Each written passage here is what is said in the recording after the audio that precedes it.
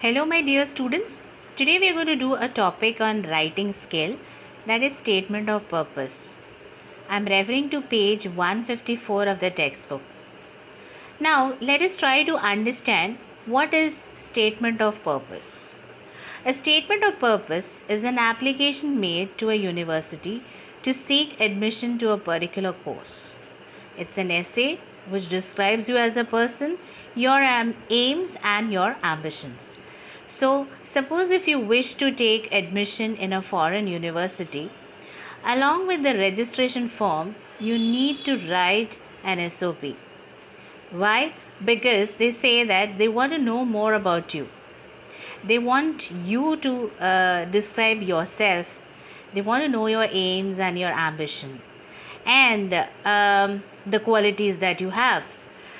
What they say is the scorecard or the mark sheet is just not enough. Okay, it's a transcript. It's just a printed copy about your academic achievement, which is just not enough, right? So this SOP, it is an objective. It is in the objective form, right? Objective meaning their purpose is to collect certain facts, but it definitely gives you an idea about your innate qualities. Innate meaning something which you already have, the qualities inherent in you. You have to explain in what way you are different. Why are you seeking the admission here, which also involves your liking, your hobbies. All this can be included in the SOP.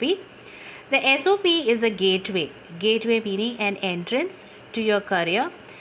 As the admission committee judges, there is a panel of judges who would decide whether you are eligible for an admission, to get admission in that particular university. So it is treated as a very important document. Now the SOPs for various levels are to be written in a very different manner. For example, undergraduate, postgraduate and doctorate levels, they have to be written in a different way and to different universities. So since now you are in the 12th standard and later on you will be applying for higher studies, so the SOP to different universities would be different. Okay, so there is a format that needs to be followed for writing an SOP, which they say is let's limit it to 500 words. So tentatively, that is not certain.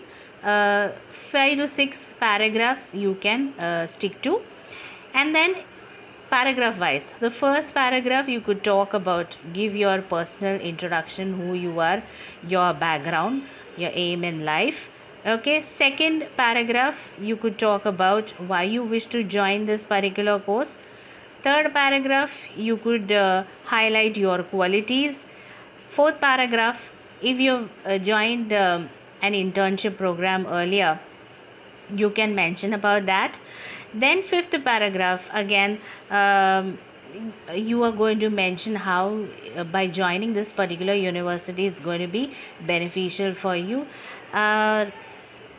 Most importantly, what you got to remember is the language which you write is to be very clear and in a lucid manner. Lucid meaning it should be in an easy way, and we have to be very careful of not committing any mistake, because this is a very official document, and whatever you highlight in your SOP is exactly what is that they're going to make out who you are as a person. So highlight your qualities, your life experiences in such a way that it should stand out. The judging panel committee should truly feel that you are a deserving candidate and you need to get admission in this particular university. Now we shall see some two solved examples of how to write an SOP. Okay, so the first is a student talking about his desire of joining in a mechanical engineering course. What he says is, pursuing a course in mechanical engineering will enable me to progress in a field which started off as a dream. Progress meaning a great skill for doing something, and he had a dream. And how did this dream, how did he started off? That's what is explained in the further paragraphs. The genesis, he says the beginning of this dream is, he relates it to his personal experience of having gone on a holiday with his dad, and they were traveling by car, and the car happened to break down in between. The engine has stopped, and what his father does is immediately he gets out of the car and tries to fix the car. And the son is observing all this, and he says, I was in awe and admiration how quickly and smoothly the dad has fixed his car. Has developed a sense of admiration for his dad, and that's the point where he decides that he wants to become a mechanical engineer like his dad. So he feels that somewhere that same quality is there in him of his dad. Okay, I'm eager to exploit my hunger, so I want to be like my dad, and for that he needs to join this course of mechanical engineering, and particularly automotive engineering. Nextly, then he says that in the year 2017 he has taken up an internship. Internship is, for example, if you want to become an MBBS doctor, before you become one, you have to work under a trained doctor in a hospital for a period of 1 year. Okay, so that you get perfect hands-on experience. As an apprentice is a person who works on a very low wage, not for the sake of earning something, but just it's an experience, okay, to learn the skill, to perfect his skill. And he says the experience has been quite amazing over there. And he has actually, because he has worked there, he has seen the engineers working there, he now knows what are the challenges that an engineer faces.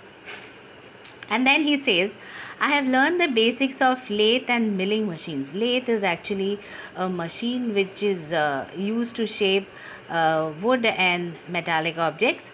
And he was also able to make a bolt with threads. And after learning the skill, he himself, he says, was able to make my own fidget spinner. A fidget spinner is actually a toy which is actually supposed to say that it relieves the tension. If given to people or to children who are a little fidgety, this particular toy, it has a ball bearing in center, and you can just spin it. Okay, that happens to, it's supposedly said that it relieves the tension. Then going back to his school days, he says he has given importance to co-curricular activities as well. He has been involved in hockey and swimming. And one important aspect or the factor what he says is, if you are involved in a sport, you have become good in this hand and eye coordination, because the sport requires excellent concentration. So this is one factor which will enable him, or which he feels that is needed for every engineer. And then also apart from hockey, he was also interested in playing cricket. So what he says is, concentration comes out of the combination of confidence and hunger. You need to have these both things, that confidence in you to excel, and the hunger meaning you want to know more about it. Okay, so the engineer also has to have these qualities in him, is excellent concentration, focus, and also the hunger. That means to design new machines is something an engineer has to do. Okay, apart from the school and co-curricular and extracurricular activities, he is also involved in some what you would say, the community service, and also some social service, like he used to feed people in the temple. There was a feeding program, and also the community service like tree plantation programs. And he has also participated in epilepsy walk. Epilepsy people, it's a kind of disease where you get fits, so people become unconscious, and and their muscles go out of control. So he has been working to collect money for such people who cannot undergo or who cannot afford the treatment for this particular disease. And finally, in the concluding statement, what he says is why he wants to convince the panel, saying that he's absolutely a suitable candidate for this particular course, because he's very much interested in physics and mathematics. He is a practical thinker, he says, and physics is absolutely necessary for having analytical skills, which is one of the qualities an engineer requires. Okay, and max also, to finding solutions, because all these machines works on the law of physics and max, so this is absolutely essential. And there is no doubt, he says, that UK is one of the best places for higher studies, and this particular university offers this particular course. And he expresses how he is so keen on joining this university, and he says UK has some of the best companies which pioneered automotive engineering, what we have today. So for example, he says Aston Martin, Jaguar, Land Rover, the best companies. I hope to secure admission that will provide me with the opportunity to fulfill my dreams. So he's looking forward, and he has no doubt that only here can he soar high and fulfill his dreams. So this was one example of writing an SOP. We shall now look on to the second example of statement of purpose.